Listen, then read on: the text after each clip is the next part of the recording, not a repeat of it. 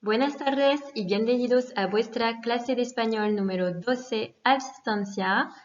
Hoy es lunes 11 de mayo de 2020. Espero que hayáis pasado un buen fin de semana y que estéis preparados para comenzar una nueva clase.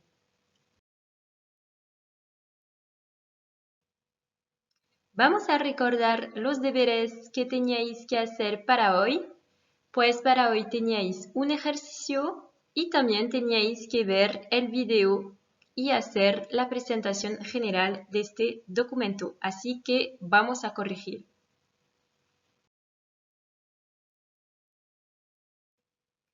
Corrección del ejercicio. Pues en este ejercicio tenéis por un lado los dibujos y por otro lado los verbos. Y había que relacionar el dibujo con el verbo qui correspondait. Donc vous aviez des dessins et vous aviez les verbes et il fallait donc associer le verbe avec chaque dessin qui lui correspondait. Alors, premier dessin, la réponse à trouver était la C, desayunar, qui veut dire donc prendre son petit déjeuner. Pour le deuxième dessin, la réponse était la A, comer, qui donc signifie déjeuner, prendre son repas de midi. On pouvait aussi utiliser le verbe almorzar, qui n'était pas proposé dans l'exercice, mais ça convient aussi. Pour le troisième dessin, vous aviez donc à trouver la réponse D, merendar, qui veut dire goûter. Et pour le dernier dessin, donc le quatrième, c'était la réponse B, cenar, qui veut dire dîner.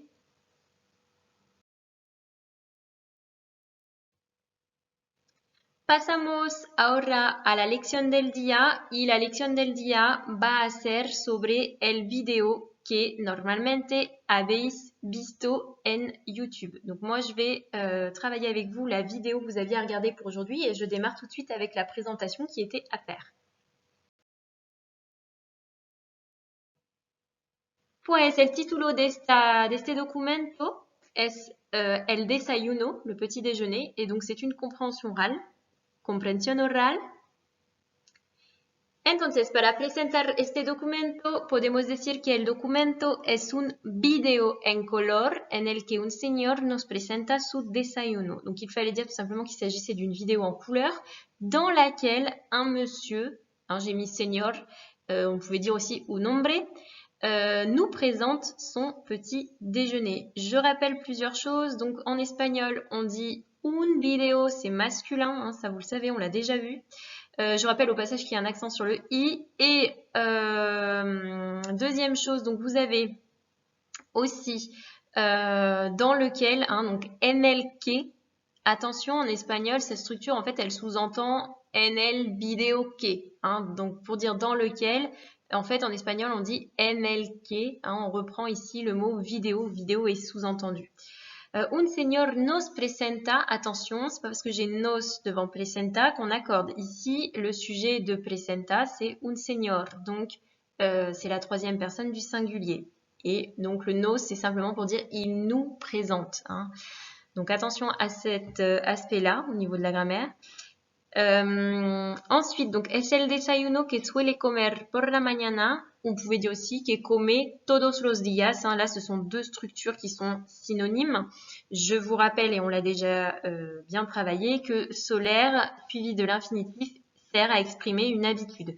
Donc ici, si je traduis, c'est le petit déjeuner qu'il a l'habitude de manger le matin. Ou alors, donc si on avait pris la deuxième structure, c'est le petit déjeuner qu'il mange tous les jours. Vous voyez, donc il y a une petite équivalence. La différence, c'est que donc solaire permet d'exprimer ce côté répétitif de l'action. Ici, l'habitude. Y pues seguimos con la comprensión del documento y vais, por lo tanto, a contestar las preguntas siguientes sobre el video. Primera pregunta, ¿qué hora es? Di lo que viste el hombre y por lo tanto deduce lo que acaba de hacer. Pregunta número 2, ¿qué le gusta hacer al locutor cada mañana antes de ir al colegio y de estudiar? Tercera pregunta, lista los diferentes elementos que el hombre suele tomar a la hora de desayunar. Donc je vous pose trois questions qui vont vous permettre d'approfondir la compréhension du document. Simplement pour revenir un petit peu sur la traduction, donc je vous demande dans la première question l'heure qu'il est, que porte l'homme, et il faut déduire, hein, por lo tanto veut dire donc en espagnol, déduire ce qu'il vient de faire. Acabar, on l'a vu, hein, ce verbe-là, qu'est-ce qu'il vient de faire. Alors on l'avait vu dans le sens terminé. Hein, acabo a las dos, par exemple, je finis à 2 heures. Ici, acabar de signifie venir de. Hein, c'est une action qu'on vient de faire. Pour la question 2, donc qu'est-ce qu'il aime faire chaque matin avant d'aller au collège et d'étudier? Antes est un mot qu'on a déjà vu, hein, aussi dans les contraires, hein, antes después. On avait fait un exercice. Et pour la dernière question, il s'agit de lister les différents éléments que l'homme a l'habitude de prendre au moment du petit déjeuner. Alors, il y aura 2 parties. Je vous demande de vous arrêter en fait moitié de la vidéo. Hein. Donc, pour l'instant, ça concerne vraiment le début de la vidéo. Ça suit en fait l'ordre de la vidéo. Je vous laisse faire votre travail. On corrige ensuite sur la prochaine diapo.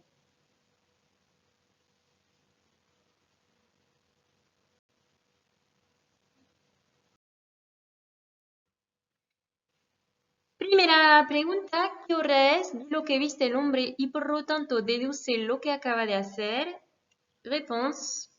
Son las 8 de la mañana. El hombre viste, lleva una bata de baño y un pijama de color gris. Por eso, por lo tanto, puedo imaginar que acaba de despertarse y levantarse. Donc, on vous dit qu'il est 8 heures hein, du matin. Donc, c'est ce que dit en fait le monsieur dans la vidéo. Il porte, je vous rappelle qu'il y a 2 verbes possibles, soit vestir qui fait bister, hein, il s'affaiblit, ça on l'a déjà vu en classe, soit le verbe llevar, qui lui n'a pas de particularité. Lleva una bata de baño, donc il porte un peignoir de bain et un pyjama de couleur gris. Pyjama en espagnol, c'est écrit qu'un i et pas un y comme en français, hein, donc juste attention à ça. Et surtout pas de son jeu à la prononciation, je vous rappelle, c'est una jota, le j se dit r, donc pyjama. Et pour dire donc, on a 2 façons de dire por eso ou por lo tanto. Hein. Por eso, on peut aussi le traduire par c'est pourquoi. C'est pourquoi je peux imaginer qu'il vient de se réveiller et de se lever. Donc je répète que acabar de veut dire venir de, hein, c'est l'action qui vient de se produire. Et le verbe poder, petit rappel, donc est un verbe à diphtongue. Ici, il est conjugué à la première personne hein, pour dire je peux imaginer qu'il vient de se lever. Donc c'est un verbe à diphtongue, donc le O devient UE sur les personnes 1, 2, 3 et 6 hein, au présent. Puedo, puedes, puede, podemos, pas de diphtongue sur podemos, podeis, là non plus pas de diphtongue, et pueden. D'accord? C'est un verbe en ER, je vous renvoie aux terminaisons des verbes en ER qui sont normalement dans votre cahier pour le présent. Deuxième question, ¿qué le gusta hacer al locutor cada mañana antes de ir al colegio y de estudiar? Réponse. Antes de ir al colegio y de estudiar, cada mañana al joven le gusta desayunar. Donc, avant d'aller au collège et d'étudier, chaque matin, chacun, cada mañana, je vous rappelle que le matin en espagnol c'est féminin, la mañana, cada ne change pas, il est invariable. Quel que soit le mot que vous mettez derrière, qu'il soit féminin ou masculin, on dira cada. Par exemple, cada alumno tiene su material. Chaque élève a son matériel. Là, alumno est masculin et pourtant on met cada. Donc, cada mañana, al joven le gusta desayunar. Petit rappel sur gustar qu'on a déjà vu. Je vous rappelle que donc gustar est une construction particulière, qu'il n'y a que 2 formes possibles, soit gusta, soit gustan. Et c'est ce qui va être en COD qui va permettre de déterminer lequel des 2 on va mettre. Donc, je vous rappelle qu'ici, par exemple, dans la phrase, gusta est accordé avec desayunar. Donc, il est au singulier parce que derrière, on a un verbe. D'accord ? Pour dire le jeune aime déjeuner, hein, en fait, déjeuner en espagnol, c'est le sujet de la phrase. On pourrait dire aussi desayunar le gusta al joven. Hein, voyez, donc attention à ça. Et al joven, hein, je vous rappelle que là, c'est la contraction de A plus L, l'article le jeune. Donc ici, on a contracté, on ne peut pas dire à elle, hein, ou alors il faudrait que ce soit A plus loin L, le pronom personnel sujet. Hein. Donc là, ça marche, mais sinon, c'est al joven. Alors, donc, il s'accorde avec le COD qui est le sujet de la phrase espagnole. On en a parlé. Je vous donne d'autres exemples. A mí me gusta desayunar. Donc, gusta ici est accordé avec desayunar pour dire j'aime déjeuner. Hein. Donc, ici, c'est gusta au singulier plus le verbe. Pour un nom singulier, a mí me gusta el desayuno. Là aussi, gusta. Hein, on fait l'accord ici dans la phrase avec desayuno, qui est un nom singulier, masculin.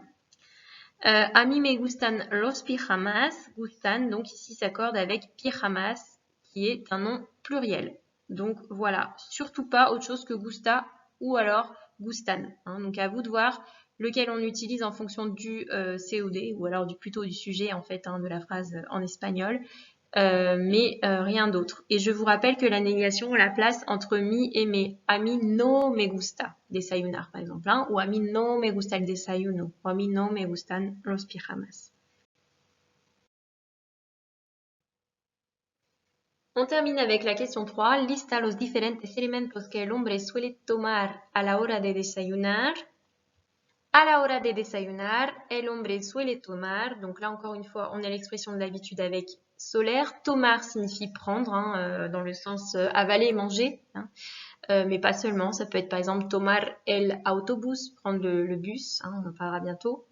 Et a la hora de veut dire au moment de. Hein. N'essayez pas de traduire par mot à mot, sinon ça fait à l'heure de déjeuner. C'est un peu bizarre en espagnol, hein, enfin en français. Donc on dit au moment de déjeuner, l'homme a l'habitude de prendre. Alors, varios elementos. Primero, la leche. Alors, le lait en espagnol, attention, c'est féminin. Hein, la leche. Petite précision, donc pour chaque élément que je vais donner, j'ai mis entre parenthèses l'article qui lui correspond. Hein, mais en espagnol, on ne met pas l'article en fait quand on cite. C'est plus espagnol en fait et plus idiomatique de dire, par exemple, el hombre suele tomar leche. Donc, j'ai simplement mis l'article pour que vous sachiez en fait quel est l'article qui correspond. Et je précise à chaque fois parce que pour certains mots, c'est différent par rapport au français. Donc, la mermelada, hein, on suele tomar mermelada. Donc là, c'est la confiture. Ça ressemble à l'anglais, que vous connaissez peut-être. Ensuite, pan intégral. Donc ça, c'est el pan intégral, pas de particularité. Hein, c'est singulier masculin ici. Donc pan intégral, c'est le pain au blé complet. Ensuite, el zumo de naranja, donc le jus de fruits, hein, ici le jus d'orange précisément. Hein. Zumo de naranja, naranja vous connaissiez déjà la couleur, orange, et bien une orange, l'aliment se dit pareil. Ensuite, café, el café. Et on a un accent également en espagnol hein, sur le E. Y para terminar, suele tomar cereales. Et attention, là il y a une différence avec le français, on dit los cereales en espagnol, c'est masculin. En français, on dit les céréales et on dit une céréale, c'est donc féminin. Donc attention à la différence. Hein. Y ya hemos terminado, pues vamos a ver cuáles son los deberes para jueves 14 de mayo. Donc pour jeudi 14 mai, je vous demande de répondre aux deux questions suivantes hein, qui nous permettent de finaliser la compréhension de la vidéo que l'on vient de travailler. Donc, ¿por qué le encanta o le gusta particularmente el café? Hein, donc, pourquoi est-ce que l'homme aime particulièrement le café? Je vous ai précisé que encantar et gustar sont synonymes. Hein, donc, ils ont la même construction. Donc, on peut dire soit encanta, soit encantan. Hein, c'est comme gustar, pareil. Y deuxième question, donc, completa el cuadro siguiente para determinar el orden con el que el chico toma los alimentos cuando desayuna. Vous avez un tableau à compléter pour déterminer l'ordre avec lequel le garçon, ou plus exactement l'homme, hein, j'ai mis garçon mais c'est el hombre, déjeune au niveau des différents éléments qu'il cite. Hein, donc je vous ai mis au niveau de l'ordre, primero, segundo, tercero, cuarto, et donc à vous de me lister les différents éléments dans l'ordre. Voilà, os digo hasta jueves y buen trabajo. Adiós.